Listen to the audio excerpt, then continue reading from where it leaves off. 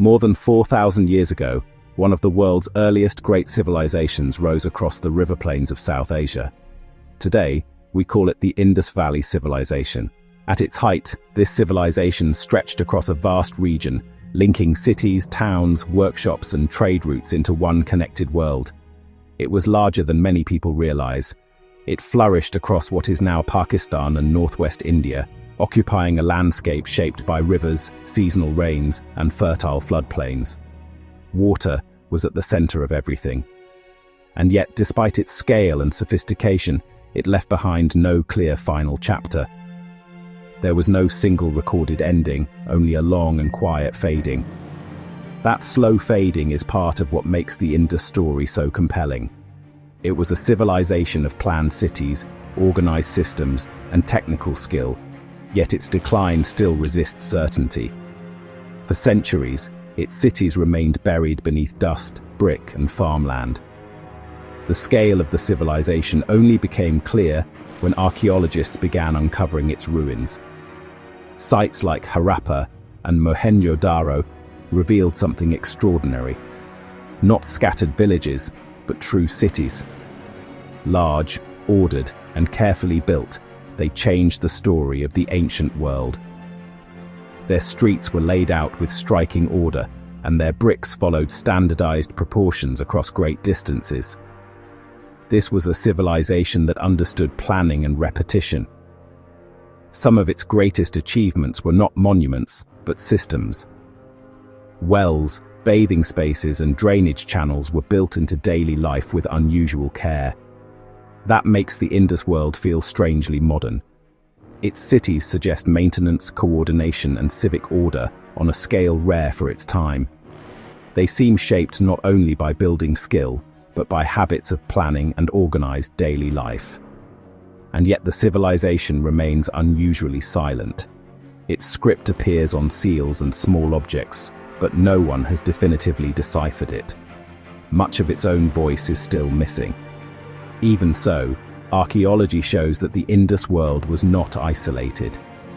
Its cities were connected to wider Bronze Age exchange networks that carried goods, materials, and ideas across long distances. Indus merchants traded beads, ceramics, metals, and other crafted goods across remarkable distances. This was a civilization woven into a larger economic world. For centuries, that world endured. Cities functioned, workshops produced goods, and agriculture supported dense populations across the river plains. Trade and urban life remained connected through systems that appear to have worked with remarkable stability. The civilization was not fragile in any obvious sense.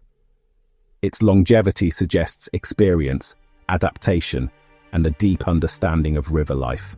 But no civilization remains unchanged forever, especially one so deeply tied to water, weather, and seasonal balance. Over time, those conditions may have begun to shift. One major theory points to changing river systems. If key waterways weakened, shifted course, or dried, urban life would have been affected at every level. Agriculture, transport, settlement patterns, and trade all depended on reliable water. A less stable river world would have created pressure across the entire system. Another theory focuses on weakening monsoons. Less reliable rainfall could have reduced harvests gradually, undermining the urban order over generations. That kind of decline would not look dramatic at first. A weaker harvest, a less dependable river, a shorter trade route. Each problem alone might still seem manageable. But layered together, those pressures could change everything. Civilizations often weaken not from one blow, but from many small failures accumulating over time. Archaeological evidence suggests that many major Indus cities did not end in one sudden destructive event.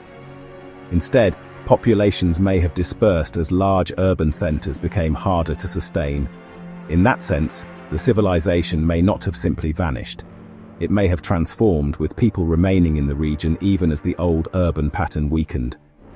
That changes the question entirely. Perhaps what disappeared was not the people themselves, but the civilization's old urban coherence. What faded may have been the structure that once held its cities, trade, and regional order together. Older explanations once emphasized invasion, imagining that outside groups destroyed the cities in a sweeping act of violence. That theory has lost much of its earlier force.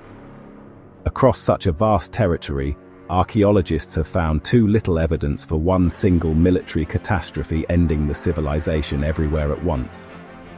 That does not mean violence played no role anywhere. Ancient societies knew conflict, migration, and competition like any other human world.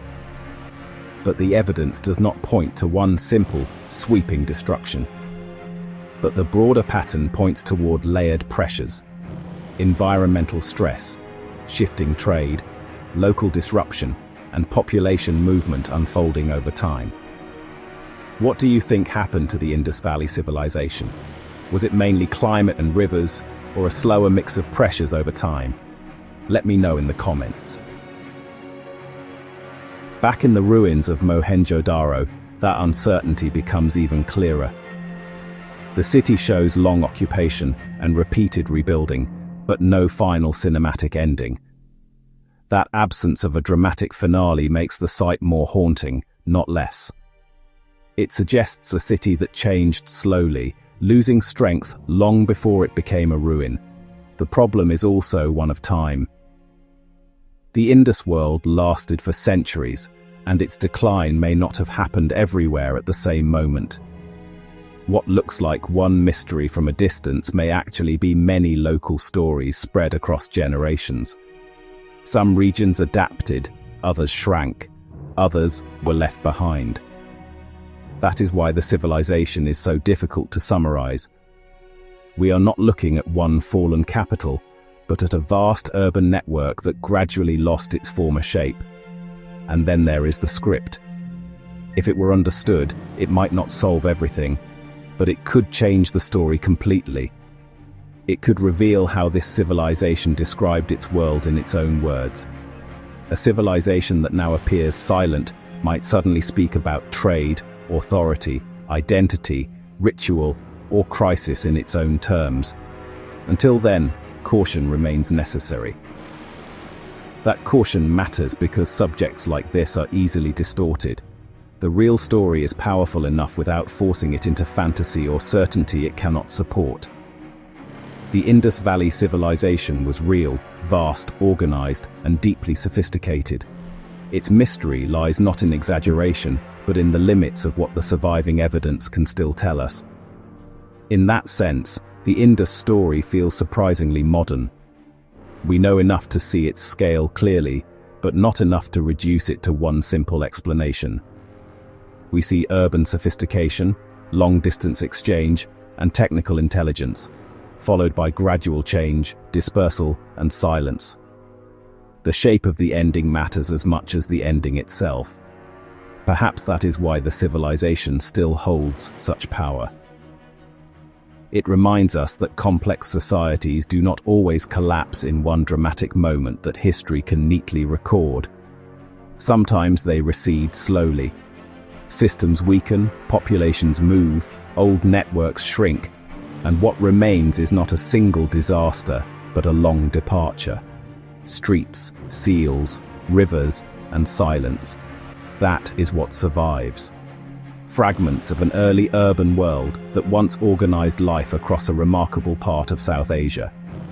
And exactly how that world faded remains one of ancient history's most enduring questions. Not because nothing is known, but because what is known refuses to fit one easy answer. The Indus Valley Civilization rose, flourished, adapted, and changed. Its final centuries were not empty, but they were different from the age that built its great cities. That may be the most unsettling part of its story. The civilization did not simply vanish in a blaze of destruction. It slipped out of its old form slowly enough to deny us a final scene. What survives, then, is a civilization both visible and silent. One of the clearest achievements of the ancient world, and one of its quietest departures.